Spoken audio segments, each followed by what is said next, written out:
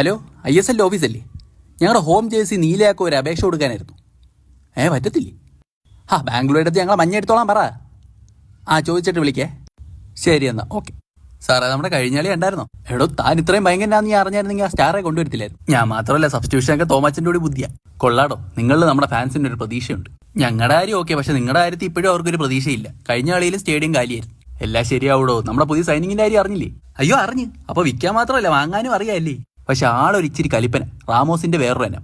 അതൊക്കെ ഞാൻ ഉപദേശിച്ച് നേരെ ആയിക്കോളാം. കോച്ചെ, അയ്യോ മഞ്ഞ, തനിക്ക് ആ നീല എടുത്തിട്ടൂടെ? അത് കഴുകിയിട്ടേക്കുക. താൻ വന്ന കാര്യം പറ. ആ ലെഗേറ്റർ വന്ന് ഫ്രണ്ടിൽ ഇരിക്കുന്നു. വന്നാ ഇത്ര പെട്ടെന്ന്? നമ്മൾ സൈൻ ചെയ്ത് അങ്ങനെ. ഇന്നലെ സൈനിങ്, ഇന്ന് വരുന്നു, നാളെ ട്രെയിനിങ്, മറ്റന്നാൾ കളി, എല്ലാം പെട്ടെന്നായിരിക്കും. അയ്യോ, അവനെ എനിക്കറിയാം. അലമ്പിന് ഗോൾഡ് മെഡൽ കിട്ടിയാനോ അവൻ. അല്ലെങ്കിൽ ഇങ്ങനെ ഒരുത്തൻ ടീമിയുള്ളത് നല്ലത്. അപ്പൊ നിങ്ങൾ ചെല്ല്, അടുത്ത കളിക്കുള്ള ഒരുക്കങ്ങൾ നടക്കട്ടെ. ഇതായി. ഹലോ, ഹലോ, ബ്ലാസ്റ്റേഴ്സ് മാനേജ്മെന്റ് അല്ലേ? ഒരു കല്യാണം നടത്താൻ സ്റ്റേഡിയം ഒഴിവുണ്ടാവുമോ? അയ്യോ, കല്യാണം മാത്രമാക്കണ്ട. ആളെ കിട്ടുവാണെങ്കിൽ 2 പോസ്റ്റിന്റെ 2 സൈഡിലായിട്ട് 4 സമാധിയും കൂടെ അങ്ങ് ഇരുത്താം. എന്തേ? അയ്യോ, സമാധിക്ക് ആളെ കിട്ടൂല, സദ്യക്കാണെങ്കിൽ ആളെ കൂട്ടാം. വെച്ചിട്ട് പോടോ. ഇവിടെ ഒരു ഡാൻസ് നടത്തതിന്റെ പൂയിൽ തീർന്നില്ല.